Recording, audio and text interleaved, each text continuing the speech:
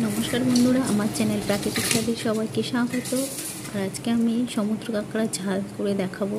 তো গ্রামের বাড়িতে গেছিলাম, তো 100 টাকা দিয়ে সমুদ্র কাঁকড়া নিয়ে এলাম। তো আমি কাটতে পারি না, তো আমার হাজব্যান্ডকে বললাম কেটে দিতে, তো ও কাটছে। তো কাটা এবং যারা কাটতে পারে না তারা পুরো প্রসেসিংটা দেখবেন যে কীভাবে কাটতে হয়, কীভাবে পরিষ্কার করতে হয়। অনেকে কাটার ভয়ে করতে পারে না, খেতে পারে না।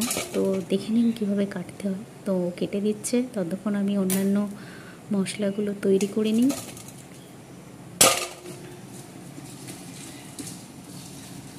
দেখুন ও কাটছে, একটা কাটা হয়ে গেছে।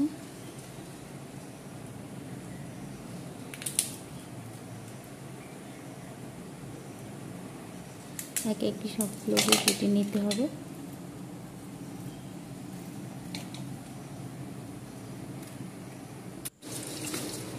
দেখছেন কতগুলো আছে, তো কাটা হচ্ছে।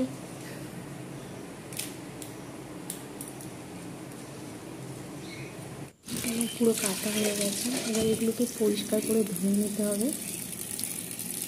তো এগুলোই ধোয়া চলছে। এবার ধোয়ার পরে ওটাকে একটা কাঠি নেওয়া হয়েছে, সেটা দিয়ে একটু পরিষ্কার করা হচ্ছে।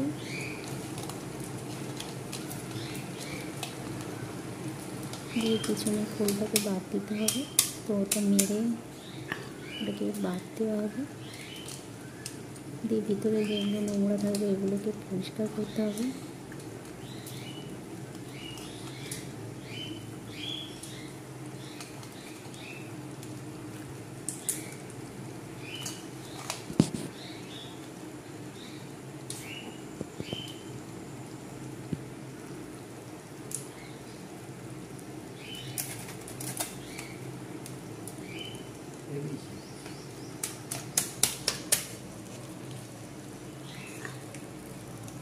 দেখুন এর মধ্যে কত ঘি, এই কাঁকড়াটার মধ্যে। মেয়ে কাঁকড়া যেগুলো হয় তার মধ্যে ঘি অনেকটা বেশি থাকে।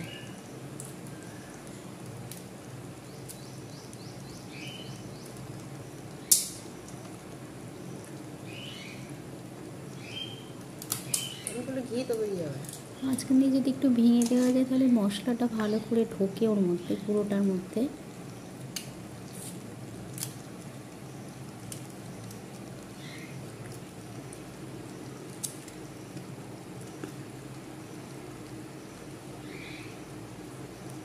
এখানে আস্তে আস্তে ধোয়া হচ্ছে। দেখুন আমার কাটা এবং পরিষ্কার করা হয়ে গেছে। এবার কত কম হয়ে গেছে দেখছি, কতগুলো কাঁকড়া ছিল।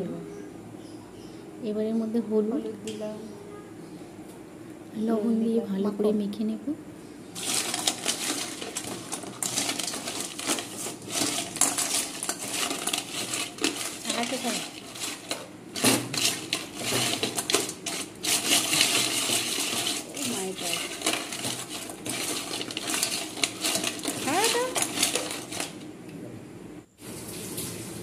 মাখা হয়ে গেছে হলুদ আর নুন দিয়ে ভালো করে।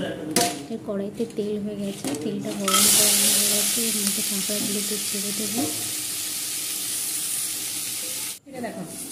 কাঁকড়াগুলো লাল লাল করে ভাজা হয়ে গেছে, এবার আমি ঢেলে নেব। দেখুন লাল লাল করে কাঁকড়াগুলোকে ভাজা হয়ে গেছে।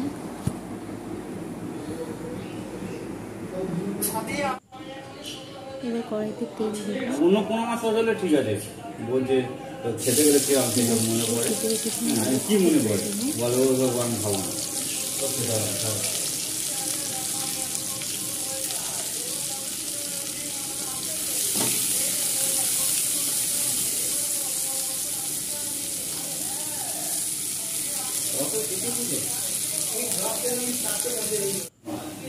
পেঁয়াজগুলো ভাজা হয়ে গেছে, এবারে রসুন বাটা, আদা রসুন বাটা দেবো। রসুন বাটা দিয়ে একটু ভাজা ভাজা হয়ে গেলে টমেটো দিয়ে দেবো। টমেটো দিয়ে ভালো করে দেখি টমেটোটা যতক্ষণ না গলে। এবং নুন দিয়ে দেবো, হলুদ গুঁড়ো দিয়ে দেবো, আর পরিমাণ মতো লঙ্কা গুঁড়ো দিয়ে দেবো। দিয়ে ভালো করে মশলাটাকে কষাবো। এবার দেখছি মশলাটা কষানো হয়ে গেছে আর টমেটোগুলো গলে গেছে। দেখুন মশলাটা পুরো কষানো হয়ে গেছে। এবার এর মধ্যে আমি ভেজে রাখা কাঁকড়াগুলো ঢেলে দেবো। এমনি করে করে দুটো বাচ্চা চলবে। এবার কাঁকড়া দিয়ে ভালো করে কষাবো। বলছি তো তোমার দাদা বিশ্বাস করে না। এখন কষানোর পর কত সুন্দর একটা কালার এসেছে। কষানো হয়ে গেছে কাঁকড়াটা। কাঁকড়াটা কষানো হয়ে গেছে।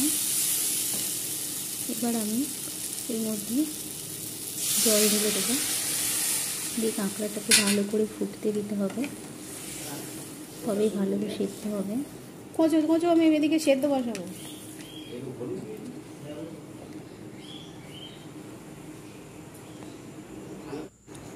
কাঁকড়াটা ফুটেও গেছে, ঝোলটাও শুকনো শুকনো হয়ে এসেছে। তো আমার রান্নাটা যদি ভালো লেগে থাকে তো আপনারা সাবস্ক্রাইব করে দিয়ে যাবেন। Thank you.